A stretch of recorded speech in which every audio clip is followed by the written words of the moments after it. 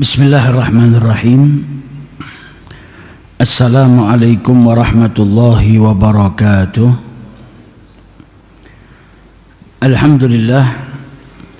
Alhamdulillahilladzi hadana lihada wa ma kunna linahtadiya laula an hadana Allah.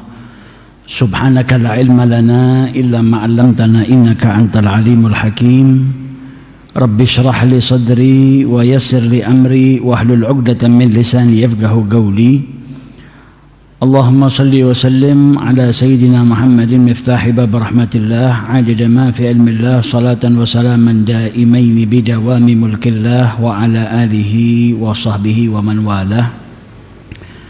Nawaitu ta'alluma wa ta'lim wa tadhakkura wa tadhkir wa nafa' wal intifa' wal ifaja wal istifada wal hatha ala tamassuki bi kitabillahi wa sunnati rasulih wa du'a ila al-huda والدلالة على الخير ابتغاء وجه الله ومرضاته وقربه وثوابه سبحانه وتعالى. أما بعد, Alhamdulillah, pagi hari ini kita kembali diperjumpakan oleh Allah Subhanahu wa Ta'ala dalam majelis yang senantiasa kita harapkan diberkahi oleh Allah Subhanahu wa Ta'ala dan juga mendatangkan keridhaan daripada Allah Subhanahu wa Ta'ala. Amin ya rabbal alamin.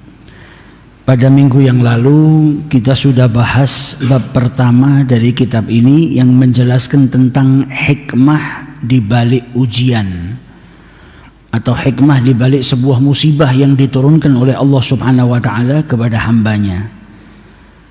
Jadi kita tahu bahwasanya di setiap musibah di situ ada kenikmatan yang Allah berikan bagi hambanya yang tertimpa sebuah musibah. Apa? Yaitu ampunan daripada Allah Subhanahu wa Ta'ala. Sebagaimana disabdakan oleh Rasul sallallahu alaihi wasallam, tidak tertimpa sebuah ujian seorang muslim itu terkecuali dosa-dosanya diampuni oleh Allah Subhanahu wa Ta'ala. Sayyidina Umar ibn al-Khattab, beliau pernah berkata, tidak tertimpa aku sebuah musibah kecuali aku mendapati di dalamnya ada 3 kenikmatan. Jadi setiap musibah yang menimpa diriku, aku selalu dapati di dalam musibah tersebut ada 3 kenikmatan. Yang pertama apa? Kata beliau, yang pertama ketika musibah turun kepada diriku, di mana sebetulnya Allah Subhanahu wa Ta'ala itu bisa memberikan musibah yang lebih besar, tapi saya diberikan yang seperti itu. Padahal Allah mampu memberikan musibah yang lebih besar daripada saya, daripada itu. Tapi Allah berikan yang seperti itu. Maka itu sebuah kenikmatan. Yang kedua, annaha lam takun fi dini. Musibahnya bukan musibah untuk agamaku, tapi musibah dalam perkara-perkara dunia. Kadang diberi sakit, kadang mungkin kekurangan harta, rasa lapar dan lain sebagainya. Dan yang ketiga, di dalam musibah tersebut terdapat imbalan yang besar dari Allah Subhanahu wa Ta'ala yang diberikan kepada orang yang tertimpa musibah. Salah satunya diampuni dosanya, sebagaimana sabdanya Rasulullah. Dan juga sebagaimana difirmankan oleh Allah Subhanahu wa Ta'ala, wa basyiris sabirin, dan berikanlah kabar gembira kepada mereka yang bersabar. Alladzina idza asabathum musibah, mereka yang kalau tertimpa musibah berkata apa? Inna lillahi wa inna ilaihi raji'un, mengembalikan kepada Allah Subhanahu wa Ta'ala. Ulaika alaihim salawatum min rabbihim wa rahmah wa ulaika humul muhtadun. Nah, orang yang bersabar mendapatkan imbalan yang besar dari Allah. Apa? Mendapatkan keberkahan yang berlimpah dari Allah, dapat rahmat daripada Allah Subhanahu wa Ta'ala. Jadi cara pandangnya para sahabat Nabi, justru setiap musibah yang menimpa dirinya yang dilihat bukan bentuk musibahnya, tapi di dalam musibah tersebut ada kenikmatan yang Allah selipkan. Makanya mereka bisa menjadi orang-orang yang tetap bersyukur walaupun sedang diuji oleh Allah Subhanahu wa Ta'ala. Kemudian pada bab kali ini kita akan membahas tentang ikhlas. Apa itu ikhlas? Dijelaskan oleh para ulama, ikhlas itu adalah huwa at-ta'arri amma dunallah, berlepas diri kepada selain Allah Subhanahu wa Ta'ala. Ai tasfiyatul amal, yaitu dengan membersihkan amal perbuatan, an mulahadzatil makhluqin, daripada pandangannya makhluk. Jadi amal perbuatannya semata-mata karena Allah Subhanahu wa taala, dia berlepas diri kepada selain Allah. Apa yang dilakukan hanya untuk Allah Subhanahu wa taala. Berlepas diri daripada pandangannya manusia. Jadi tujuannya melakukan sebuah amal itu bukan untuk dilihat sama manusia, bukan untuk dipuji oleh manusia, tapi semata-mata karena Allah Subhanahu wa taala. Dalam Al-Qur'an Allah Subhanahu wa taala berfirman, "Qul in tukhfu ma fi sudurikum aw tubduhu ya'lamullah." Allah itu tahu apa yang disembunyikan oleh manusia dan apa yang dinampakkan oleh manusia.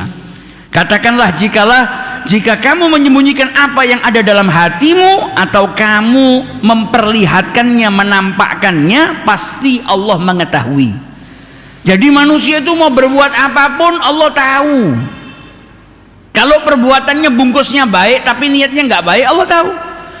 Kalau perbuatannya baik tapi niatnya bukan semata-mata karena Allah, Allah juga tahu. Nggak ada yang bisa disembunyikan daripada Allah Subhanahu wa ta'ala. Wa ya'lamu ma fis samawati wa ma fil ardi, dan Allah itu maha mengetahui apa-apa yang ada di langit maupun di bumi. Wallahu ala kulli syai'in qadir, dan Allah maha kuasa atas segala sesuatu. Jadi amal perbuatan manusia itu dilihat sama Allah dalam hatinya. Melakukannya semata-mata karena Allah atau karena ingin dilihat oleh manusia. Manusia mungkin nggak tahu kalau dia melakukan sesuatu agar dia dipandang, tapi Allah tahu. Nggak ada yang bisa tersembunyi daripada Allah Subhanahu wa ta'ala. Dan dalam ayat-ayat yang lain banyak juga Allah Subhanahu wa ta'ala menyebutkan tentang pentingnya ikhlas. Wad'uhu mukhlisina lahuddin. Kemudian dalam ayat yang lain Allah Subhanahu wa ta'ala juga berfirman, huwal hayyu la ilaha illahu fad'uhu mukhlisina lahuddin. Kita diperintahkan untuk menyembah Allah Subhanahu wa ta'ala dengan memurnikan, melakukannya semata-mata karena Allah Subhanahu wa ta'ala. Fad'ullaha mukhlisina lahuddina walau karihal kafirun. Sembahlah Allah dengan memurnikan ibadah kepadanya meskipun orang-orang kafir tidak menyukainya. Nah, ini ayat-ayat di mana Allah Subhanahu wa ta'ala memerintahkan kita untuk ketika beribadah kepada Allah mukhlisin, semata-mata karena Allah Subhanahu wa ta'ala. Dalam hadis yang diriwayatkan oleh Sayyidina Umar ibn al-Khattab, Nabi SAW bersabda, innamal a'malu binniyat. Sesungguhnya setiap amal itu tergantung daripada niatnya. Fala tasihhu jami'ul ibadat asy-syar'iyyah illa biwujudin niyyah fiha. Tidak sah amal ibadah dalam syariat itu kecuali dengan adanya sebuah niat. Orang sholat nggak pakai niat nggak sah. Puasa nggak pakai niat nggak sah. Setiap amal ibadah yang dilakukan dalam syariah itu diwajibkan dengan niat. Kemudian dalam hadis ini Nabi SAW mengatakan, wa innamal likulli imri'in ma nawa, dan sesungguhnya seseorang itu diganjar sesuai dengan apa yang dia niatkan. Fa innama ya'udu 'alal muslim min 'amalihi ma qasadahu minhu. Kembalinya atau pahala yang ia dapatkan, seorang muslim itu mendapatkan ganjaran daripada apa yang dia lakukan itu sesuai dengan tujuannya, sesuai dengan niatnya. Dan ini bisa menjadikan terkadang perbuatan yang bukan ibadah tapi dapat ganjaran daripada Allah Subhanahu wa ta'ala kalau diniatkan ibadah. Seperti apa? Makan, minum, itu sebuah kebiasaan. Tapi kalau makannya niatnya untuk apa? Supaya mendapatkan kekuatan, supaya bisa lebih taat kepada Allah Subhanahu wa ta'ala, dapat ganjaran. Kemudian ketika dia mandi, niatnya apa? Membersihkan tubuhnya supaya bisa mengamalkan bahwasanya kebersihan sebagian daripada iman, dan niat-niat yang lain, maka amal yang dia lakukan itu mendatangkan pahala daripada Allah Subhanahu wa ta'ala. Kemudian dilanjutkan oleh Rasulullah, faman kanat hijratuhu, dan barang siapa yang hijrahnya ilallahi wa rasulihi, untuk Allah dan Rasulnya, fa hijratuhu ilallahi wa rasulihi, maka hijrahnya dia mendapatkan pahala daripada Allah Subhanahu wa ta'ala dan Rasulnya. Sebaliknya, kalau hijrahnya karena kepentingan dunia, ila dunya yusibuha, hijrahnya bukan karena Allah tapi ada perkara-perkara dunia yang dia inginkan, au imra'ah yanqihuha, atau karena seorang wanita yang hendak dinikahi, maka dia nggak dapat pahala daripada hijrahnya. Yang dia dapatkan apa? Sesuai dengan niatnya. Kalau urusannya hijrahnya karena kepentingan dunia, yang dia dapatkan cuma kepentingan dunianya. Kalau wanita yang dinikahinya ya cuma dapat itu, nggak dapat pahala hijrah yang besar, yang karena Allah Subhanahu wa Ta'ala dan Rasulnya. Nah, dalam hadis ini menjelaskan kepada kita pentingnya sebuah niat. Karena kalau kita melakukan sesuatu tanpa niat, kalau itu dalam perkara-perkara syar'iyah, maka nggak dianggap. Karena setiap amal perbuatan itu diwajibkan dia melakukannya dengan niat.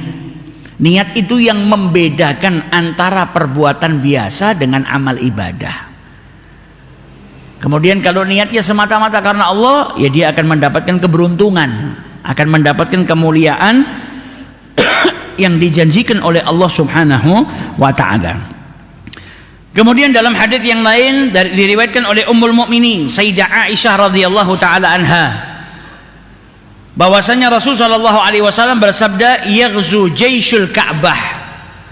Nabi Muhammad sedang menjelaskan tentang nanti di akhir zaman ada orang yang hendak memerangi Ka'bah. Fa idza kanu bi baida minal ard, ketika mereka sampai di tanah kosong, tanah yang luas, yukhsafu bi awwalihim wa akhirihim, itu rombongan orang yang mau merusak Ka'bah, mau merangi Ka'bah, mulai dari shaf pertama sampai shaf yang terakhir dibinasakan oleh Allah Subhanahu wa Ta'ala. Kemudian Sayyidah Aisyah berkata kepada Rasulullah, "Ya Rasulullah, kenapa kok dibinasakan semua mulai dari ujung shaf pertama sampai shaf terakhir? Wa fihim aswaquhum, padahal di situ bisa jadi ada orang yang sedang berniaga. Di lokasi itu ada orang yang sedang berjual beli, atau di lokasi tersebut ada orang yang kebetulan ada di situ saat Allah Subhanahu wa Ta'ala membinasakan mereka, padahal itu orang bukan daripada golongan rombongan yang mau menghancurkan Ka'bah atau memerangi Ka'bah." Maka dijawab oleh Rasul sallallahu alaihi wasallam, "Yukhsafu bi awwalihim wa akhirihim." Mereka semua dari shaf pertama sampai shaf terakhir dibinasakan oleh Allah. Thumma yub'atsuna ala niyatihim, kemudian mereka kelak akan dibangkitkan oleh Allah sesuai dengan niatnya masing-masing. Kalau yang niatnya ikut rombongan itu ngancurkan Ka'bah, merangi Ka'bah, ya mereka binasa. Niatnya buruk, maka mendapatkan imbalan daripada keburukannya.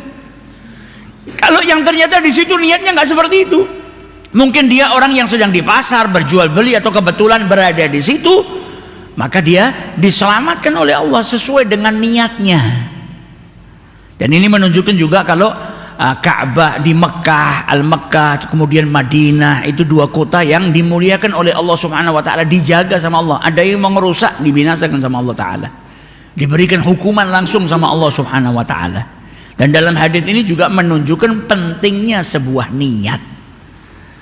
Pentingnya sebuah niat seseorang. Kalau dia niatnya buruk, ya dia akan digolongkan dengan orang-orang tersebut. Tapi kalau niatnya baik, tidak. Ketika dia dibangkitkan, niatnya baik, ternyata bukan seperti orang-orang yang lain, maka dia akan diselamatkan oleh Allah Subhanahu wa Ta'ala. Dan dalam hadis yang lain Rasul sallallahu alaihi wasallam bersabda ketika Fathul Makkah, jadi tahun ke-8 setelah hijrahnya Nabi Muhammad, ketika Nabi Muhammad diberikan oleh Allah kemenangan di kota Makkah, Fathul Makkah, Nabi Muhammad berkata apa? La hijrata ba'dal fathi. Setelah Fathul Makkah ini nggak ada hijrah lagi.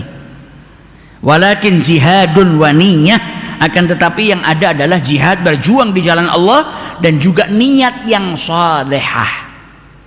Wa idastunfirtum fanfiru, dan kelak nanti setelah ini kalau sampai seorang pemimpin menyerukan untuk memerangi orang-orang yang memusuhi agamanya Allah Subhanahu wa Ta'ala, memang diwajibkan untuk berjihad, maka mereka diperintahkan oleh Rasul sallallahu alaihi wasallam untuk berperang di jalan Allah Subhanahu wa Ta'ala. Nah, dulu para sahabatnya Nabi ketika di Mekah, mereka wajib untuk berhijrah ke Madinah. Karena apa? Karena banyaknya gangguan yang dilakukan oleh orang-orang musyrik. Dan hijrah ini pahalanya besar. Orang-orang yang berhijrah di masanya Rasul sallallahu alaihi wasallam, mereka menunjukkan kecintaannya kepada Allah. Ketika diperintahkan hijrah, mereka ninggalkan rumahnya, ninggalkan kerabatnya, ninggalkan kampung halamannya. Ini pengorbanan yang besar. Jadi pahalanya hijrah juga luar biasa. Nah, dalam hadis ini Nabi sallallahu alaihi wasallam menjelaskan kepada kita, setelah Fathul Makkah ini tidak ada lagi hijrah, tapi adanya apa? Jihadun wa niyah. Jadi kedua amalan ini kau bisa melakukan dan dapatkan pahalanya hijrah. pahala yang besar daripada berhijrah tadi bisa kau dapatkan dengan apa? Niat yang salehah. Ketika niat yang baik tersebut ada dalam diri seseorang. Nah, ini sebagian daripada hadis-hadis Rasul sallallahu alaihi wasallam yang menjelaskan kepada kita pentingnya niat baik. Pentingnya menata sebuah niat sebelum kita melakukan perkara-perkara atau amal-amal yang kita lakukan. Diriwayatkan oleh Abi Hurairah radhiyallahu taala anhu, "Innallaha la yanzuru ila ajsamikum." Allah itu enggak melihat kepada tubuh kalian. Wala ila suwarikum, dan juga tidak melihat dengan sesuatu lahiriah yang ada pada diri kalian yang nampak. Surah casingnya. Walakin yanzuru ila qulubikum, tapi yang dilihat sama Allah itu adalah hati kalian. Allah enggak ngelihat kepada tubuh manusia.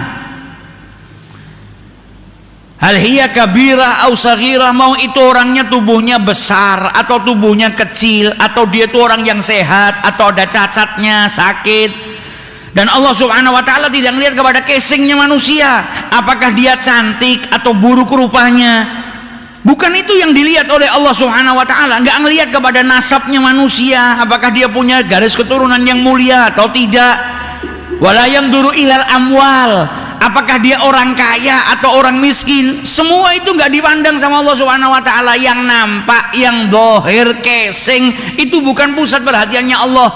Pusat perhatiannya Allah apa? Hatinya manusia. Mau dia mukanya jelek sekalipun, kalau hatinya baik, itu yang menjadikan orang tersebut dicintai oleh Allah subhanahu wa ta'ala. Inna akramakum indallahi atqakum, yang paling mulia di antara kalian adalah yang paling bertakwa kepada Allah. Bukan yang paling kaya, bukan yang paling ganteng, bukan yang paling cantik, bukan yang paling bersih. Bersihkan tubuh, bagus. Nabi Muhammad orang yang paling bersih.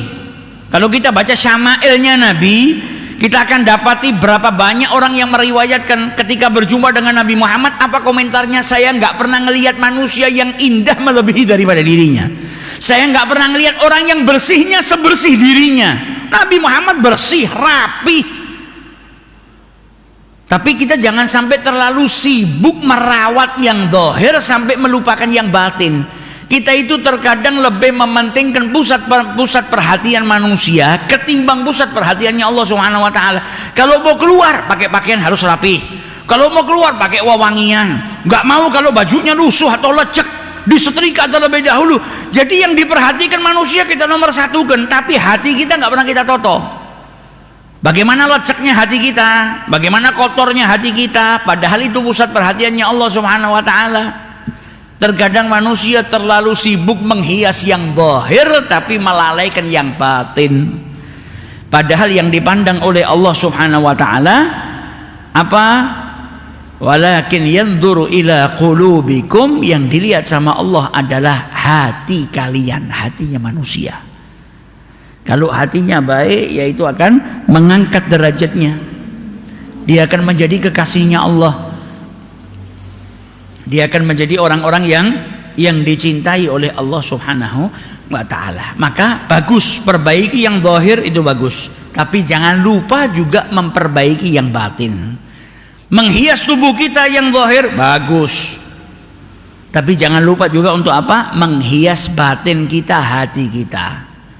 Kalau hati kita kotor, cucinya dengan apa? Beristighfar kepada Allah. Cucinya dengan apa? Datang ke majelis-majelis yang ingatkan kita kepada Allah subhanahu wa ta'ala. Kalau hati kita sakit, jangan didiamkan. Kalau didiamkan nanti komplikasi, tambah sakit, tambah sakit, tambah sakit. Tapi pergi ke musyafa, pergi ke rumah sakit. Rumah sakitnya hati apa? Ya majelis-majelis seperti ini. Ke masjidnya Allah, mendengarkan nasihat-nasihat yang bisa menggugah hati kita. Digunakan hati kita untuk berzikir, mengingat Allah subhanahu wa ta'ala. Baca Al-Quran, itu mustashfal qulub, rumah sakitnya hati. Supaya apa? Hati kita disembuhkan oleh Allah subhanahu wa ta'ala. Kemudian diriwayatkan oleh Abi Musa al-Ash'ari, Nabi Muhammad pernah ditanya tentang seseorang yang berjihad di jalan Allah. Nah, ini orang ini tanya, ya Rasulullah, Orang yang jihad di jalan Allah itu yang seperti apa? Karena ada orang yang berperang tujuannya apa? Untuk menampakkan kekuatannya. Ikut perang tapi yuqatilu lisyaja'ah. Dia itu di dalam peperangan tujuannya apa? Menunjukkan kekuatan dirinya. Ada lagi yang tujuannya riya, ingin dipandang sama orang. Oh, orang ini ikut perang sama Rasulullah, orang ini ikut perang untuk membela agamanya Allah Ta'ala. Jadi tujuannya bukan semata-mata karena Allah, tapi ria'an nas, supaya dipandang sama manusia. Maka dijelaskan oleh Rasulullah, man qatala litakuna kalimatullah hiyal ulya, yang disebut dengan orang yang fisabilillah, berjuang di jalan Allah, adalah yang berperang untuk apa? Mengangkat namanya Allah Subhanahu wa ta'ala, mengangkat kalimatullah, untuk mengagungkan Allah, syariatnya Allah Subhanahu wa ta'ala. Berjuangnya karena Allah, bukan karena ingin dipandang manusia, bukan karena untuk menunjukkan kekuatannya, tapi semata-mata karena Allah, untuk mengagungkan Allah Subhanahu wa ta'ala. Ini orang-orang yang berjuang di jalan Allah Subhanahu wa ta'ala. Jadi penting ikhlas itu. Karena Rasulullah SAW juga menjelaskan kepada kita, amal perbuatan manusia itu yang diterima sama Allah yang dilakukan secara ikhlas, semata-mata karena Allah, bukan karena manusia. Melakukannya semata-mata karena Allah Subhanahu wa ta'ala. Dan orang yang melakukan perbuatan dengan ikhlas, apa kata Amirul Mukminin Sayyidina Umar ibn al-Khattab, man khalasat niyatuhu kafahullahu ta'ala ma bainahu wa bainan nas. Kebutuhannya dia itu dicukupin sama Allah Subhanahu wa ta'ala. Kalau apa? Ikhlas. Niatnya ikhlas, niatnya semata-mata karena Allah Subhanahu wa ta'ala, urusanmu dicukupi sama Allah Subhanahu wa ta'ala.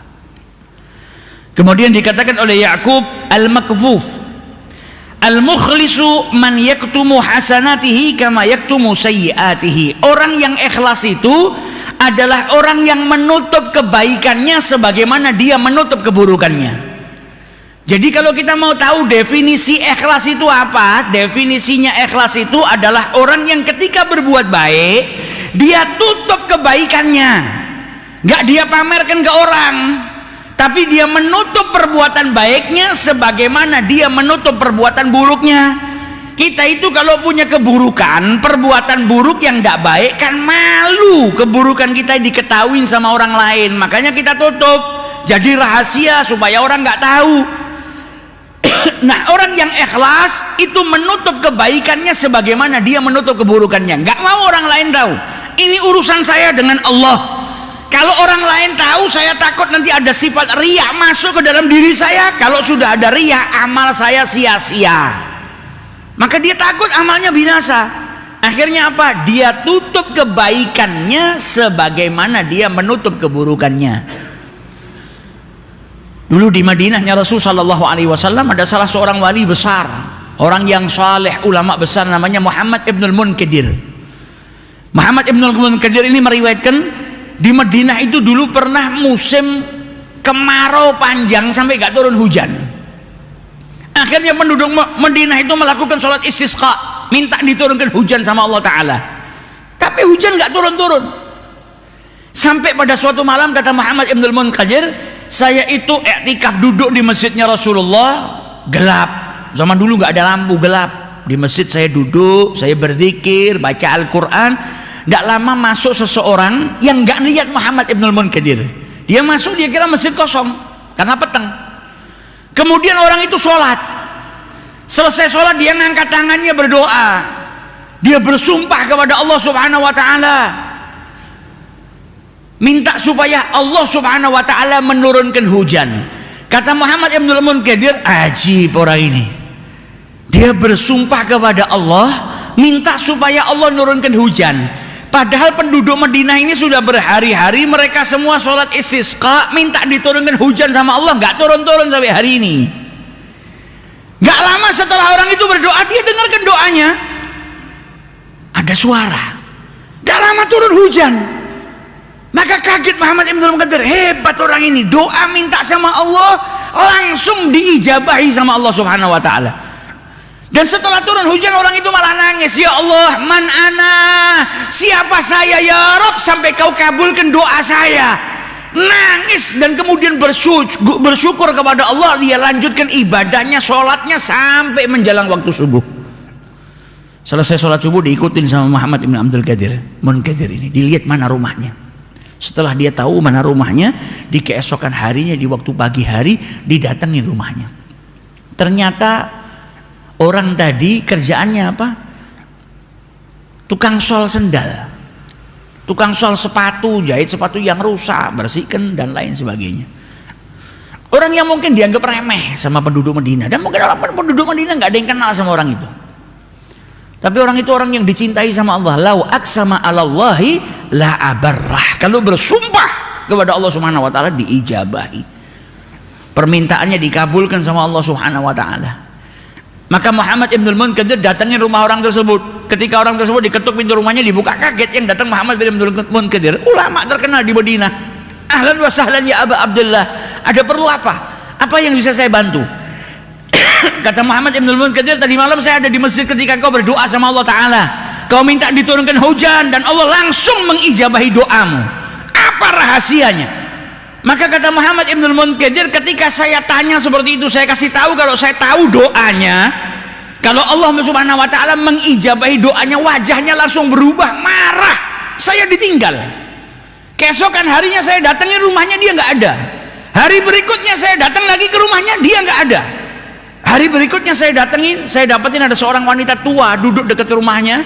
Maka wanita tua tadi berkata kepada saya, ya Muhammad Ibnul Munkadir, apa yang kau lakukan sama orang yang punya rumah ini? Setelah berjumpa dengan dirimu, dia bawa semua barang-barangnya, dia tinggalkan Madinah. Karena apa? Nggak mau diketahui kebaikannya. Yaktumu hasanatihi kama yaktumu sayyiatihi. Tidak seperti orang zaman sekarang ya, kalau ada perbuatan baik disombongkan. Apalagi kalau sampai dia minta sama Allah hujannya turun, pamer, ini hujan turun karena doa saya. Tapi mereka orang-orang yang soleh malah takut amal perbuatannya diketahui sama orang lain. Sampai dia tinggalkan Madinah, tidak mau orang tahu derajatnya, nggak mau orang tahu kedudukannya. Nah ini hebatnya orang-orang yang ikhlas melakukan segala sesuatu karena Allah Subhanahu wa ta'ala. Amalnya bukan karena manusia, tapi amalan perbuatannya semata-mata karena Allah Subhanahu wa ta'ala. Dan dikatakan oleh Abu Uthman, al-ikhlasu nisyanu ru'yatil khalqi. Yang namanya ikhlas itu melupakan pandangan makhluk, pandangan manusia. Bidawamin nadhari ilal khaliqi faqat, akan tetapi yang dia ingat hanya penglihatannya Allah Subhanahu wa taala. Enggak penting perbuatan saya dilihat sama manusia, enggak penting perbuatan saya itu dipuji sama manusia, bukan itu tujuan saya. Yang saya lakukan supaya apa? Saya dipandang sama Allah taala. Yang saya lakukan semata-mata karena Allah Subhanahu wa taala, bukan karena manusia. Bukan karena makhluk, tapi karena Allah semata. Dulu diriwayatkan ada salah seorang raja paling seneng dipuji, paling seneng kalau perbuatan baiknya itu dibicarakan sama orang. Orang semua menjadi buah bibir, oh dia berbuat begini, berbuat begini, dipuji sama orang itu senengnya luar biasa. Sampai suatu saat dia bangun masjid dan dia bilang sama penduduknya, nggak ada yang boleh nyumbang masjid ini. Saya mau bangun dengan harta saya. Tujuannya apa? Supaya dipandang sama orang. Masjid itu dibangun, dalam proses pembangunannya sudah dibikin nama. Jadi namanya dia yang ditaruh, Masjid Fulan Ibnu Fulan. Jadi dia tuh seneng kalau dipuji sama orang, amal perbuatannya diketahui sama orang, senengnya luar biasa. Sampai yauminal ayam, orang ini tidur, raja ini tidur. Ketika tidur ngimpi, ada malaikat yang turun dari langitnya Allah Ta'ala. Itu papan nama yang namanya masjid, tertulis namanya dia, dihapus, diganti namanya seorang wanita, Fulanah binti Fulan. Bangun tidur kaget dia panggil ajudannya, coba lihat masjid yang saya bangun, papan namanya berubah nggak? Dilihat, nggak berubah, namanya dia. Oh berarti ini cuma mimpi saja. Tidur lagi di hari berikutnya, mimpinya sama. Ada malaikat turun dari langit, papan nama yang tadinya bertuliskan nama dirinya dihapus sama malaikat, diganti namanya perempuan. Bangun tidur kaget merintah orang lagi, nggak berubah, tetap namamu, masjidnya Fulan bin Fulan. Coba carikan perempuan di kota ini yang namanya Fulanah binti Fulan. Sampai dapat, ternyata perempuan fakir miskin. Ketika dihadapkan sama raja ini ditanya, kau kan sudah tahu kalau saya itu nggak mau masjid ini ada yang nyumbang selain saya mau bangun dengan harta saya, kok kau sumbang? Sampai saya mimpi nama saya itu dihapus sama malaikat digantikan namamu. Kata wanita tadi, nyumbang dari mana? Wong saya ngasih makan anak-anak saya saja nggak mampu, apalagi nyumbang masjid. Kemudian kata rajanya, terus gimana ceritanya kok saya ini bisa mimpi seperti ini? Nggak mungkin nggak ada sesuatu yang kau lakukan. Dia bilang ada yang saya lakukan. Ketika saya lewat masjid yang kau bangun ini saat pembangunan, saya lihat ada kuda yang bawa bahan bangunan, bawa batu, bawa bahan bangunan. Itu kuda kemudian diikat di sebuah tiang, dan kuda itu kepanasan, kehausan, tapi ember tempat air minum kuda itu berada jauh, jadi kuda itu nggak bisa minum karena dia diikat, nggak bisa ke tempat air tadi. Maka aku dekatkan air tadi tak saya ambil, saya dekatkan ke kuda supaya kuda tadi yang ngangkatin bahan baku bangunan tadi bisa minum. Kata rajanya, gara-gara ini kau memindahkan air tadi, kau melakukannya semata-mata karena Allah subhanahu wa ta'ala, maka amalmu diterima sama Allah. Dan saya bangun masjid ini bukan karena Allah, tapi karena ingin dipuji sama orang, dibilang saya punya masjid, saya yang bangun masjid ini, maka amal saya nggak diterima sama Allah subhanahu wa ta'ala. Ini justru sampai amal yang ringan tadi menjadikan wanita tersebut sampai dimuliakan seperti itu. Dan justru amalnya dia tadi sampai nyadarkan seorang raja yang tadinya amalnya bukan lillah, akhirnya dia bisa berubah cara pandangnya, menata kembali niatnya, melakukannya semata-mata karena Allah subhanahu wa ta'ala. Kemudian dikatakan oleh salah seorang yang bijak, al ilmu badrun, ilmu itu seperti biji, wal amalu zar'un, dan amal itu sawahnya, ladangnya. Kemudian wal ikhlas itu adalah airnya. Kalau kita punya biji nggak ditanam, apa manfaatnya? Punya ilmu nggak diamalkan, nggak bermanfaat, seperti biji yang nggak ditanam. Tapi kalau punya biji kemudian ditanam, punya ilmu kemudian diamalkan, maka ketika ditanam butuh pengairan supaya apa? Berbuah, ada hasilnya. Nah, pengairannya ini dengan apa? Ikhlas, melakukannya semata-mata karena Allah subhanahu wa ta'ala. Itu yang bermanfaat. Kalau punya ilmu kemudian diamalkan, tapi amalnya bukan karena Allah, sia-sia. Mengamalkannya karena untuk dipandang sama manusia, nggak datangkan hasil yang baik. Tapi ketika mengamalkannya dengan ikhlas, maka dia akan mendapatkan hasil yang luar biasa. Ada salah seorang ulama namanya Ibnu Ruslan yang menggubah syair fikih dalam Zubat. Jadi ilmu fikih, ilmu syariat itu digubah jadi syair. Ibnu Ruslan itu menulis kitab Zubat. Diriwayatkan beliau nulisnya di atas kapal. Jadi orang-orang di kapal itu makan, berbahagia, gembira. Ibnu Ruslan di atas kapal nulis. Padahal di kamar kosong sendiri itu bikin syair susah. Apalagi syairnya tentang ilmu-ilmu syariat, hukum. Ini susahnya minta ampun, kalau nggak cerdas yang luar biasa nggak bisa. Ini di atas kapal beliau nulis kitab Zubat. Banyak, bukan cuma 10 bait, 20 bait, tapi banyak. Selesai ditulis, orang-orang itu tahu kalau dia nulis syair yang dalamnya tentang hukum-hukumnya Allah subhanahu wa ta'ala. Maka selesai nulis, di atasnya dikasih batu, diikat batu, bawahnya diikat batu, dilempar ke air, dilempar keluar daripada kapalnya. Orang-orang minta jangan dibuang, sayang ini nggak gampang nulis seperti itu. Apa kata Ibnu Ruslan? Kalau saya melakukannya semata-mata karena Allah, ini ikhlas betul, maka air nggak akan merusak, nggak akan sirna. Amalan yang semata-mata karena Allah subhanahu wa ta'ala itu akan dijaga sama Allah, maka dibuang itu hasil karyanya ke air. Diriwayatkan sampai ditemukan sama salah seorang nelayan, ada nelayan nemukan itu, dibuka isinya syair, dalamnya hukum-hukum Allah, syariat-syariat yang disusun dalam bentuk syair. Karena dia nggak paham, dibawa ke ulama sekitar, dibaca sama ulama tersebut, kaget, loh ini istimewa. Akhirnya apa? Dicetak, disebarluaskan, dibaca sampai hari ini. Nah itu karena apa? Keikhlasannya Ibnu Ruslan. Berbuat sesuatu bukan untuk karena manusia, tapi melakukannya semata-mata karena Allah Subhanahu wa ta'ala. Dan kita hidup di muka bumi ini, ada yang turun dari langit dan ada yang naik dari bumi ke langit. Yang turun dari langit apa?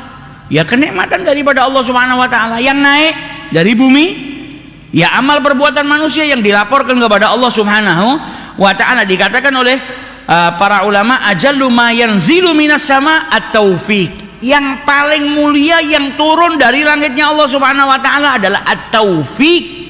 Taufik dari Allah sehingga engkau bisa beramal soleh.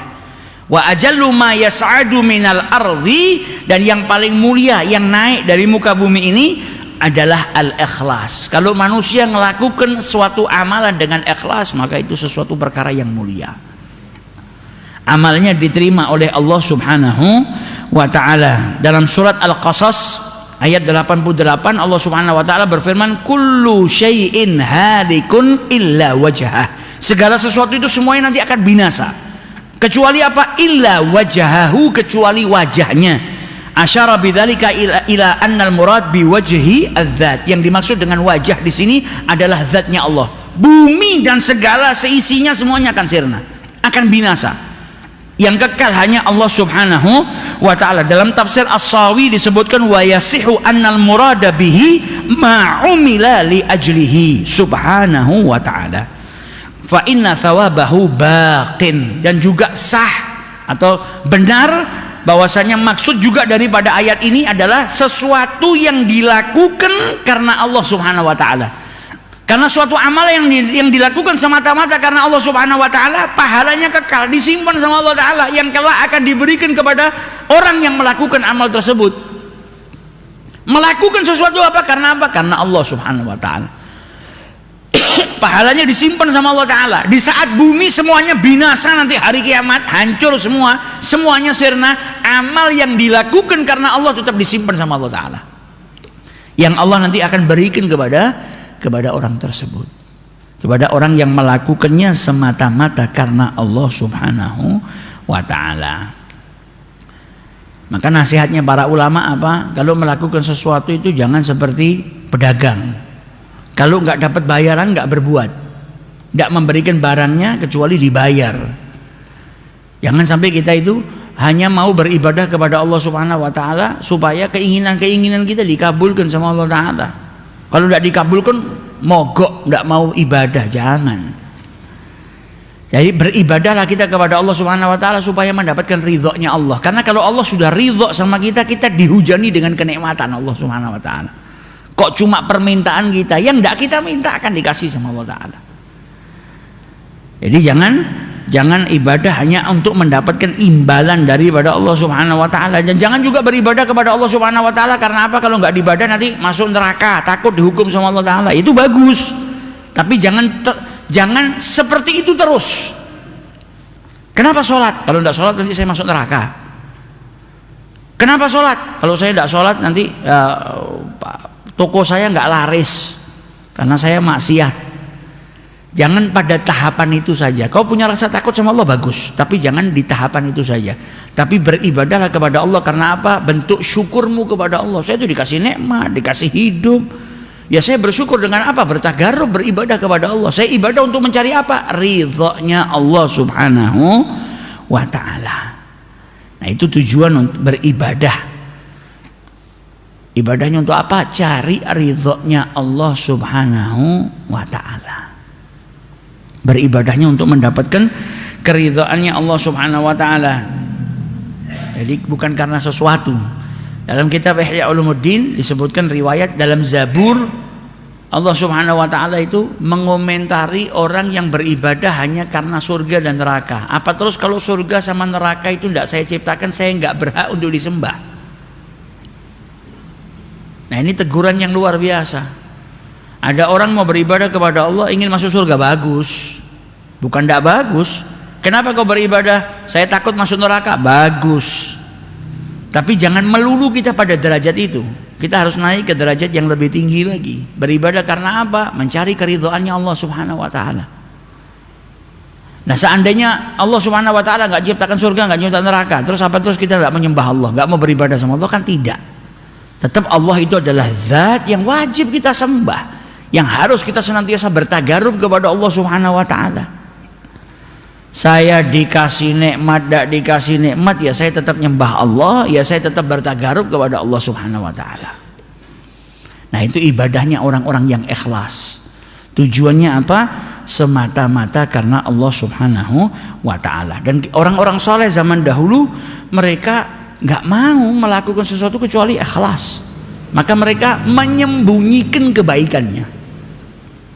Dan kalau melakukan amal perbuatan manusia disembunyikan, amal perbuatan yang baik disembunyikan, nggak mau diketahui sama orang. Karena apa? Riya itu ngerusak amalnya manusia. Dan setan itu terus akan ganggu manusia supaya berbuat sesuatu bukan karena Allah, tapi karena ingin dipandang, karena makhluk, karena manusia. Makanya mereka sampai disebutkan karena as-salafu yakrahuna italatus sujud amamal khalq khaufan minar riya. Orang-orang soleh zaman terdahulu itu, mereka kalau sujud gak pernah lama kalau depan orang. Mereka gak mau lama-lama sujud di hadapan khalayak, takut ada riya. Tapi kalau sudah di rumah sholatnya sendiri, sujudnya lama. Tapi kalau pas di depan orang, mereka gak mau, takut amalannya itu nanti kemasukan riya, akhirnya amalannya nggak diterima oleh Allah Subhanahu wa taala. Itu takutnya mereka sampai seperti itu.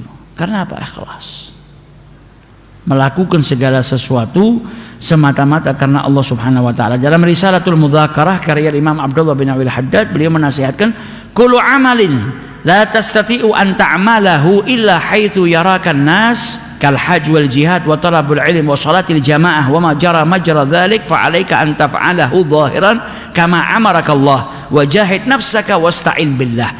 Setiap amal yang tidak bisa kau lakukan kecuali manusia pasti ngelihat. Seperti apa? Seperti haji, seperti jihad fisabilillah, nuntut ilmu, salat jamaah dan yang lain-lainnya. Maka lakukan sebagaimana yang diperintahkan oleh Allah Subhanahu wa taala, tapi berjuang supaya apa? Kau bisa mengalahkan hawa nafsumu kalau nafsumu ngajak kepada riya. Wasta'in billah, dan mintalah pertolongan kepada Allah agar tidak mengamalkannya karena manusia, tapi mengamalkannya semata-mata karena Allah Subhanahu wa taala. Adapun amal yang lain selain yang mau tidak mau manusia bakal lihat. Kita haji ya pasti tetangga kita tahu. Tapi kalau amal-amalan yang lain seperti apa? Puasa, bangun malam, sholat sunnah, sodakoh, tilawatul Quran, zikiran, ini bisa kau sembunyikan. Maka jangan sampai orang lain tahu. Biarkan antara dirimu dengan Allah Subhanahu wa taala saja yang tahu, jangan sampai orang lain tahu. Makanya sebagian salafus saleh itu kalau sholat jamaah di masjid, setelah itu mau sholat sunnahnya di rumah. Sholat sunnahnya di rumah. Lain halnya kalau sholat tahiyatul masjid, kita masuk ke masjid disunahkan tahiyatul masjid, ya mau tidak mau kita ketika tahiyatul masjid dilihat sama orang, lakukan tetap dan minta perlindungan dari Allah Ta'ala. Tapi kalau yang bisa kita sembunyikan, gak dilihat sama manusia, maka lebih afdol itu kita melakukannya secara sembunyi-sembunyi. Mau sedekah jangan ingin dipandang sama orang, lakukan secara sembunyi-sembunyi. Imam Ali Zainal Abidin sedekahnya di Madinah luar biasa. Kalau orang sudah tidur semua, beliau keluar dari rumahnya bawa gandum, bawa makanan, dipikul sendiri, diletakkan di pintu rumahnya para fuqara wal masakin. Orang Madinah itu nggak pernah tahu siapa yang tiap malam ngirimin makanan ke rumahnya. Tiap kali bangun tidur ada makanan di depan rumahnya. Mereka tahu kapan? Setelah Al-Imam Ali Zainal Abidin meninggal dunia. Jadi setelah beliau meninggal, besok paginya sudah nggak ada lagi, terputus. Baru mereka tahu, oh, ternyata cucunya Nabi Muhammad ini yang tiap malam bantu kita ngirimin makanan ke rumah. Bahkan ketika jenazah beliau dimandikan, dilihat ada memar-memar di pundaknya. Karena apa? Tiap malam ngangkat karung, bawa makanan buat siapa? Para fuqara wal masakin. Itu ikhlasnya mereka.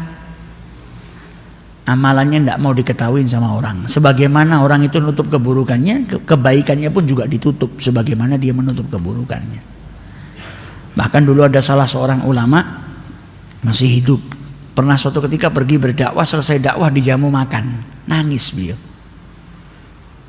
Lah orang di sekelilingnya heran, ini selesai dakwah, selesai pengajian dijamu makan kok nangis. Ditanya kenapa kok antum kok nangis, kenapa? Dia bilang dulu Rasulullah ketika berdakwah dijamu dengan apa? Cacian, makian, dilemparin batu, disakiti. Dan kita hari ini ketika berdakwah disambut dengan apa? Disambut dengan makanan yang lezat-lezat. Mikirkan bagaimana dakwahnya Rasul sallallahu alaihi wasallam. Dulu Nabi Muhammad di Mekah ketika ngajak orang sholat dicaci, dimaki, dipukulin, dicekek. Ketika pergi ke Taif ngajak orang Taif beriman kepada Allah, ngajak mereka masuk surga, justru malah disakitin. Tapi hari ini kita sudah mendapatkan kenikmatan, kita ngajak orang baik, selesai ngajak orang baik justru kita dijamu makan. Nah ini juga menunjukkan kalau orang yang tidak ikhlas gak akan berpikir seperti itu. Tapi orang yang ikhlas hatinya selalu terkoneksi kepada Allah Subhanahu wa taala. Dan daripada doanya Rasul sallallahu alaihi wasallam, Allahumma ja'al sarirati khairan min alaniyati. Ya Allah, jadikanlah batinku itu lebih mulia, lebih baik daripada yang zahir. Wa ja'al alaniyati salihah, dan jadikan yang nampak, yang zahir dari diriku ini juga baik. Itu doanya Nabi Muhammad. Batinnya minta lebih baik daripada zahirnya, zahirnya juga dijadikan baik. Jadi batin ini penting karena itu menjadi pusat perhatian atau pusat pandangannya Allah Subhanahu wa ta'ala. Sayyidina Ali bin Abi Thalib ketika menjatuhkan lawannya di medan peperangan, lawan sudah jatuh, tinggal ditebas lehernya, diludahin sama musuhnya, gak jadi ditebas. Ketika ditanya kenapa, itu musuh sudah dijatuh, kau sudah megang kendali, kenapa malah kau tinggal? Dia bilang ketika saya menjatuhkan pertama, jatuhkannya karena Allah, saya merangin dia karena Allah, bukan karena diri saya. Saya melakukan karena Allah, di medan peperangan ini semuanya saya lakukan karena Allah. Tapi ketika dia ngeludahin saya, ada amarah. Dan saya nggak melakukan sesuatu karena nafsu saya atau karena ngikutin hawa nafsu saya. Tapi saya mau melakukan segala sesuatu karena Allah Subhanahu wa ta'ala. Wah ini hebatnya, sampai di medan peperangan pun masih bisa ikhlas. Bisa jaga hatinya, nggak melakukan sesuatu karena manusia atau karena amarahnya, karena nafsunya, tapi melakukan sesuatu karena Allah Subhanahu wa ta'ala. Ini pentingnya ikhlas. Salah seorang ulama namanya Dawud At-Ta'i radhiyallahu ta'ala anhu diriwayatkan sama arba'ina sanatan la ya'lamu bihi ahluhu. Puasa 40 tahun. Dawud At-Ta'i ini puasa 40 tahun, keluarganya nggak tahu kalau dia puasa. Nyembunyikan kebaikannya sampai kepada keluarganya nggak tahu kalau dia puasa. Kok bisa? Ya bisa saja, mungkin jam 7 pagi dia keluar dari rumah, dia bilang kerja sama keluarganya, kembali ba'dal maghrib, tidak tahu. Saking takutnya riya, tidak mau amal perbuatannya itu hilang sia-sia. Maka sampai keluarganya pun tidak tahu, padahal dia berpuasa 40 tahun. Sama arba'ina sanatan. Karena apa? Ikhlas. Dan Imam Syafi'i kita lihat keikhlasannya. Idza sahal hadits fahuwa madhhabi. Kalau hadis baik benar, fahuwa madhhabi. Dan Imam Syafi'i dalam ucapannya beliau mengatakan wadittu annal khalqa ta'allamu hadzal ilma. Aku berharap manusia itu mempelajari ilmu ini, tapi tidak menisbatkan ilmu itu kepada saya. Jadi Imam Syafi'i itu nggak berharap atau nggak ingin dikatakan ini ijtihadnya Syafi'i, nggak cari nama Imam Syafi'i, melakukannya semata-mata karena Allah. Justru beliau berharap nggak dinisbatkan kepada dirinya. Bahkan dikatakan, beliau itu mengatakan kalau saya sedang berdiskusi dengan orang lain, maka saya harap lawan diskusi saya itu yang benar. Kebenaran itu Allah munculkan bukan dari saya, tapi dari lawan diskusi saya. Kita sekarang kalau diskusi sama orang maunya menang sendiri. Wah, aku yang paling benar, gue salah. Tapi Imam Syafi'i sebaliknya, setiap kali berdiskusi dengan orang, lau nadhartu ahad, aku itu kalau berdiskusi dengan seseorang, aku berharap apa? Ayyudhirallahul haqqa ala yadayhi. Aku berharap kebenaran itu muncul daripada lawan diskusiku, bukan dari dirinya. Ini kan menunjukkan ikhlasnya luar biasa. Gak penting yang benar saya atau dia, gak penting. Gak harus saya yang ditunjuk, kebenaran itu datang dari saya. Bahkan dari lawan diskusi saya gak apa-apa. Karena apa? Melakukannya semata-mata karena Allah, bukan ingin dibilang paling pinter, paling pandai, paling soleh atau paling apa. Karena amal perbuatannya semata-mata karena Allah Subhanahu wa ta'ala, bukan karena manusia, tapi melakukannya karena Allah Subhanahu wa ta'ala. Dulu ada orang datang ke Basrah, sampai di kota Basrah. Orang ini tanya sama penduduk Basrah, man sayyidukum, siapa pemimpin kalian, orang yang paling utama di antara kalian, yang paling menonjol. Maka dijawab sama penduduk Basrah, Al-Hasan, yaitu Imam Hasan Al-Basri. Ditanya, bima sadakum, kok bisa dia itu yang ditonjolkan, dijadikan pemimpin, dia itu orangnya seperti apa? Maka dijawab oleh penduduk Basrah, ihtajan nasu ila ilmihi, penduduk sini butuh kepada ilmunya, wastaghna huwa an dunyahum, tapi Imam Hasan Al-Basri enggak berharap dari dunia mereka. Orang-orang Basrah ngaji sama beliau, Imam Hasan Al-Basri enggak butuh dengan uangnya atau hartanya orang-orang Basrah, enggak minta imbalan dan enggak melakukannya supaya apa, dibantu atau dikasih duit atau dikasih harta, enggak. Makanya dia jadi orang yang menonjol, orang yang kita tuakan, orang yang kita tokohkan. Karena orang Basrah butuh dengan ilmunya dan dia nggak butuh dengan dunianya orang-orang Basrah. Karena apa? Ikhlas, melakukannya semata-mata karena Allah Subhanahu wa taala. Imam Nawawi rahimahullahu taala, beliau mengatakan wa minad dalail as-sariha ala riya'il alimi. Seorang alim itu nampak jelas bukti riya, melakukan sesuatu karena makhluk bukan karena Allah itu apa? Kalau merasa terganggu dan tersakiti kalau sampai ada santrinya ngaji sama orang alim lain, tidak seneng, berarti perbuatannya riya. Karena dia melakukannya semata-mata karena Allah. Yang ngaji sama siapa aja silahkan, yang penting orang itu dapat manfaat. Tapi kalau ada santrinya, pengikutnya, tiba-tiba ngaji di tempat lain, dia merasa nggak seneng, tersakiti, merasa terganggu, berarti perbuatannya bukan karena Allah. Perbuatannya ingin dipandang sama manusia, perbuatannya ingin dapat kedudukan dan lain sebagainya daripada niat-niatnya. Dikatakan dalam kitab Tuhfatul Ahbab, yang keluar dari hati sampai ke hati. Wa ma kharaja minal lisan, tapi yang cuma keluarnya dari lisan, la yujawizul adzan, enggak lebih daripada telinga. Istilah katanya masuk telinga kanan, keluar telinga kiri. Tapi orang yang menyampaikan sesuatu dari hati, masuk ke hatinya orang yang dengarkan. Tapi kalau nggak dari hati, cuma dari lisan, ya nggak ngelewatin lebih daripada telinga, cuma masuk telinga kanan, keluar telinga kiri. Makanya ketika ditanya, ada salah seorang ulama ditanya, kenapa ulama-ulama zaman dahulu itu nasihatnya, wejangannya itu bisa betul-betul ngerubah manusia, ada bekasnya, asar yang gawi yang luar biasa, nggak seperti orang-orang yang di zaman sekarang.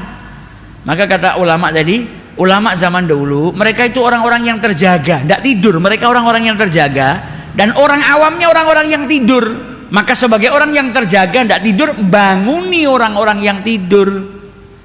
Nah kalau zaman sekarang, maka dikatakan nggak semua ya, kita nggak bisa menyatakan semua ulama. Jadi ada orang-orang yang disebut ulama tapi mereka seperti orang-orang yang tidur, dan orang awamnya seperti mayit. Orang yang tidur nggak bisa gugah wong mati. Makanya apa nasihatnya yang nggak ngeresep, nggak nyampe. Tapi ulama zaman dahulu luar biasa. Dan kita kadang ngerasakan ya, mungkin kita dengarkan orang yang ikhlas luar biasa ketika memberikan wejangan kepada kita keluar daripada hatinya. Mungkin itu kita dengar 10 tahun yang lalu tapi masih nyantol di diri kita, dan mungkin itu yang menjadi yang merubah diri kita. Karena apa? Disampaikannya secara ikhlas, maka sampai ke hati manusia. Nah ini pentingnya melakukan segala sesuatu ikhlas semata-mata karena Allah Subhanahu wa ta'ala. Saya pernah dengar dari Habib Umar bin Muhammad bin Salim bin Hafid, dulu ada orang soleh kebiasaannya bangun malam.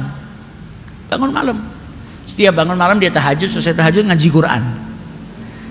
Nah di desanya dia itu kalau di waktu sepertiga terakhir malam, ada orang yang keliling kampung bangunin rumah-rumahnya orang, ingatkan ini loh, waktu sepertiga sudah mau habis, jangan sampai kau bangunnya subuh, karena ini waktunya istighfar, waktunya minta hajat sama Allah Ta'ala.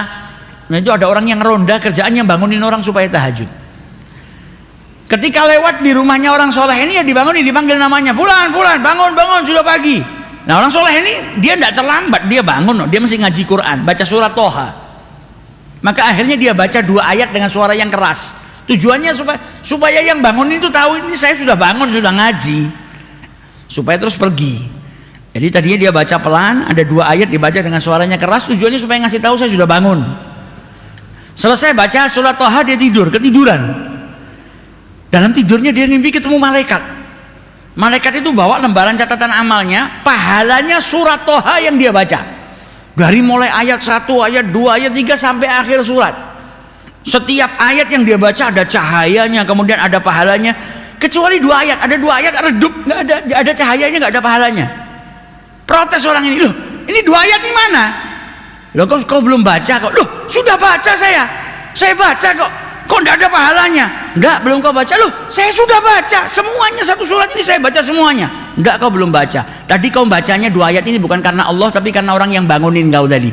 Maka minta imbalannya sama orang yang ronda tadi, minta yang bangunin kau.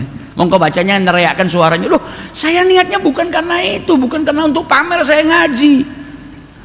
Maka dalam mimpinya malaikat bilang, sudah bangun, sekarang baca lagi ayat yang 2 tadi, baca semata-mata karena Allah Subhanahu wa taala. Mimpi ini mimpi, tapi mimpinya memberikan inspirasi kepada kita.